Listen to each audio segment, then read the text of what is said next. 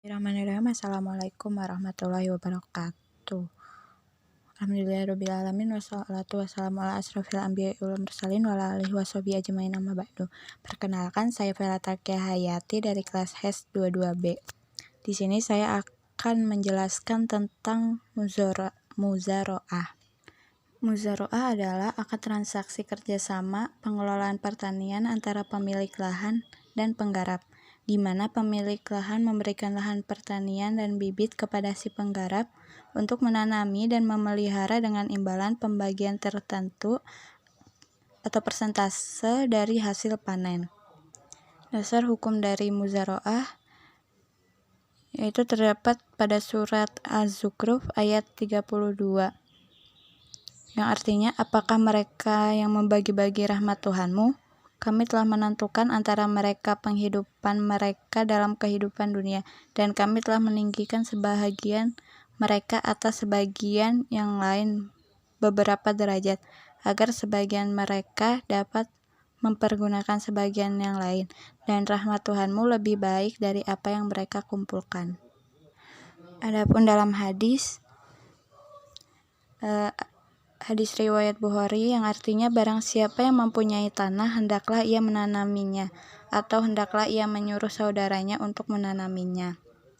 Contoh dari akad muzaro'ah yaitu, misal si Agus adalah orang yang sangat kaya dan memiliki banyak tanah atau ladang di mana-mana, dan si Bima adalah seorang yang rajin bekerja tapi kekurangan lapangan pekerjaan.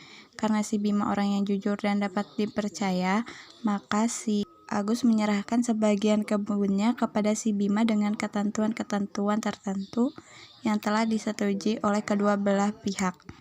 Dan dengan disetujuinya perjanjian tersebut, maka si Bima pun harus merawat kebun si Agus dengan sebaik-baiknya sampai waktu panen telah tiba.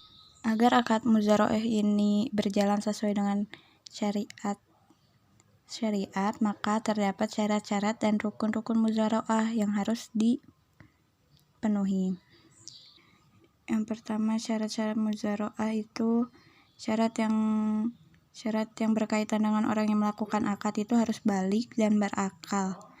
Terus syarat yang berkaitan dengan benih yang akan ditanam itu harus jelas dan menghasilkan. Yang ketiga, syarat yang berkaitan dengan lahan pertanian. Yang pertama, lahan itu bisa diolah dan menghasilkan. Batas-batas lahan itu jelas. Lahan itu sepenuhnya diserahkan kepada petani untuk diolah, dan pemilik lahan tidak boleh ikut campur tangan untuk mengelolanya. Syarat yang berkaitan dengan hasil. Yang pertama, pembagian hasil panen harus jelas. Kedua, hasil panen itu benar-benar milik bersama. Yang ketiga, bagian antara amil dan malik adalah dari satu jenis barang yang sama. Yang keempat, bagian kedua belah pihak sudah dapat diketahui. Yang keenam, tidak disyaratkan bagi salah satu penambahan yang maklum.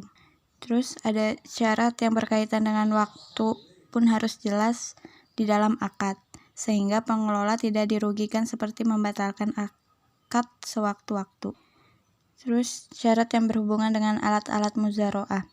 Alat-alat tersebut disyaratkan berupa hewan atau yang lain dibebankan kepada pemilik tanah.